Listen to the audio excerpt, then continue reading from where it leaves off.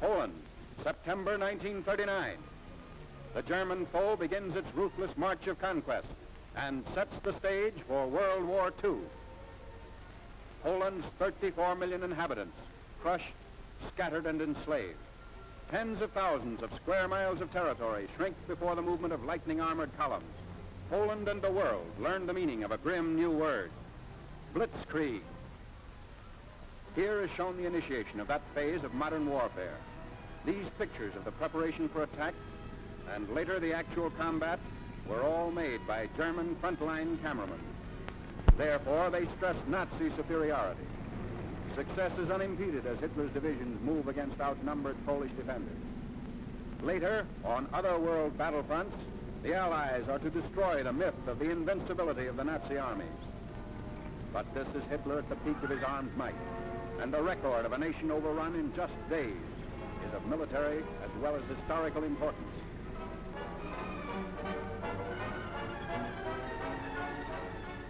The spark is set off in the free city of Danzig. Nazi secret agents had long plotted the revolt against law and order. Germany called it liberation. The world knew that Danzig represented the ignition of the European powder keg, the excuse for Hitler's hordes to begin their destructive campaign of conquest. Here is the historic last stand of Danzig's loyal defenders. They're entrenched in the city's post office and under repeated fire of Nazi-trained militiamen.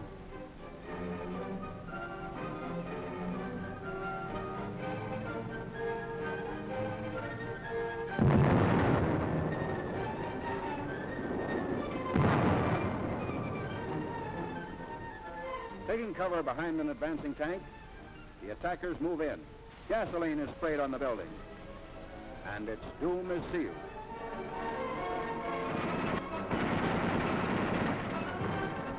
On September 1st, Danzig is incorporated into the Reich, and all Europe is aflame.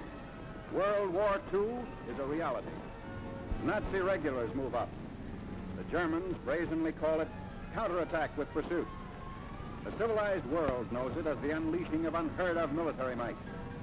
With little to stand in their way, the Nazi divisions roar across the Polish countryside and reveal for the first time the machines and weapons that are to terrorize a freedom-loving people.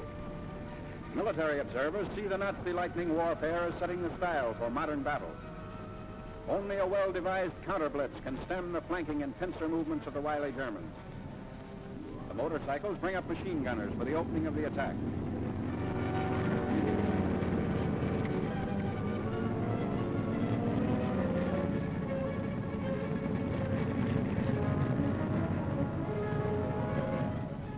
Camouflage is used to best advantage.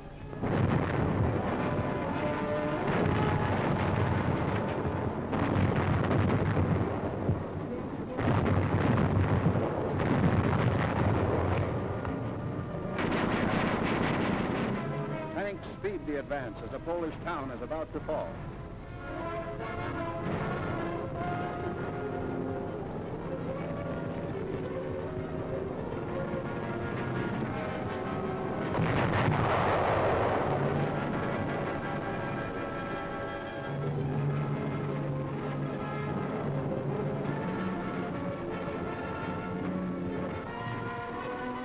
Before the day is out, the Nazis have occupied the town, which is still burning and in complete ruins.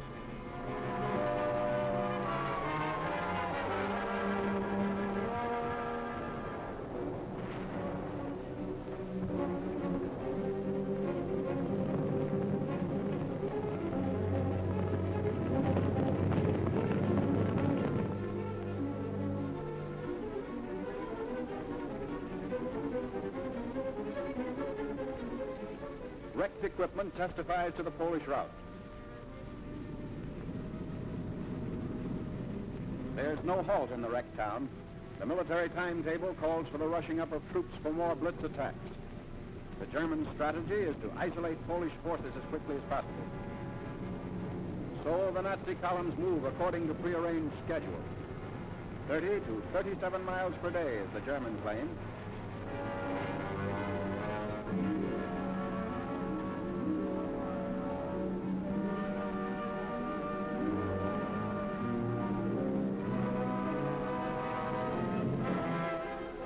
A strategic bridge across the Vistula River has been blown up by retreating Polish soldiers. But in their haste, they were unable to ensure its complete destruction. The enemy will be delayed, but temporary repair is not impossible for skilled mechanics to accomplish in fast time.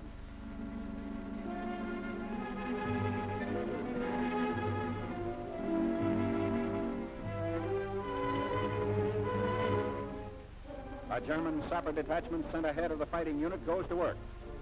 These men are trained to construct emergency roads as well as bridges.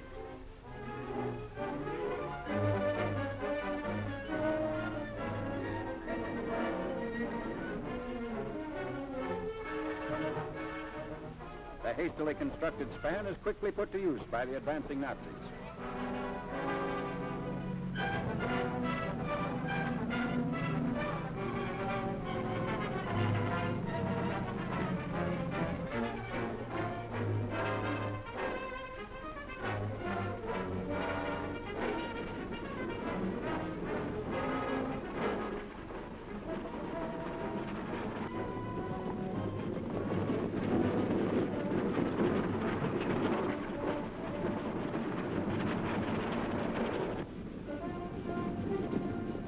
Many units don't even wait for the repairs. When bridges are scarce, shallow waters are forded.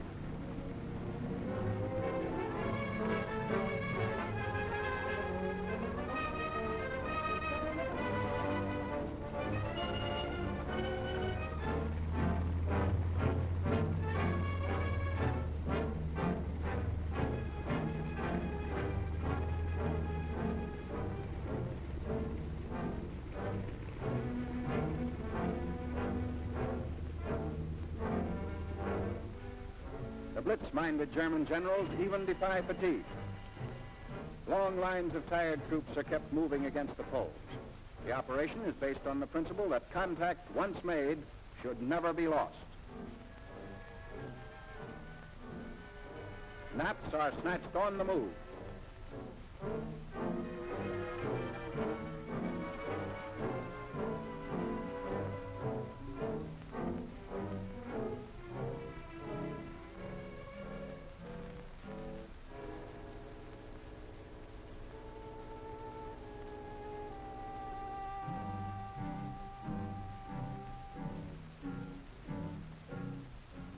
Complete halt comes only during the lull between battle movements.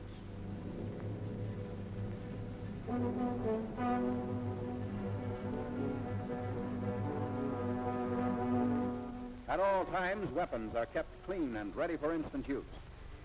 This enemy of ours has mastered every technique necessary to the maintenance of efficient fighting contingents.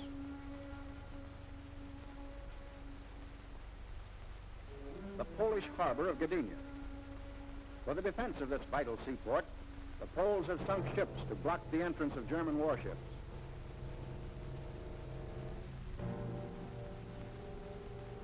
The Nazis direct their fire across the harbor. Military and naval forces are cooperating to bring about complete destruction of Polish defense installations.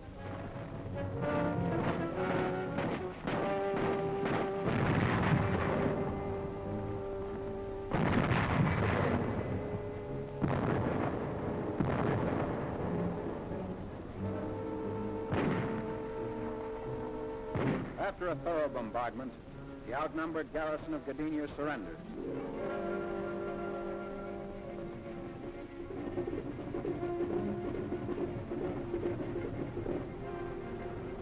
The Nazi air arm plays a major role in the wanton destruction of Polish territory.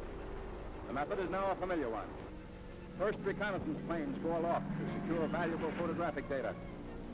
The aerial pictures will show the movement and position of Polish troops, and also the undefended sectors that will supply easy targets for Nazi bombs.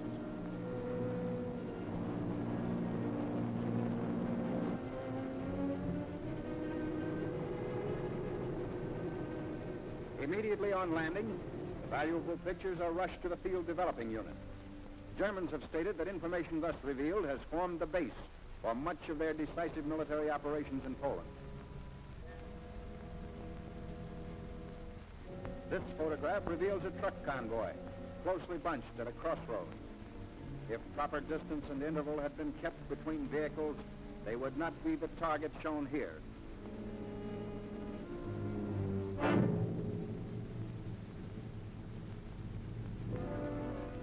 ground and Air Force raids are worked out with greater unity through the use of the aerial photographs.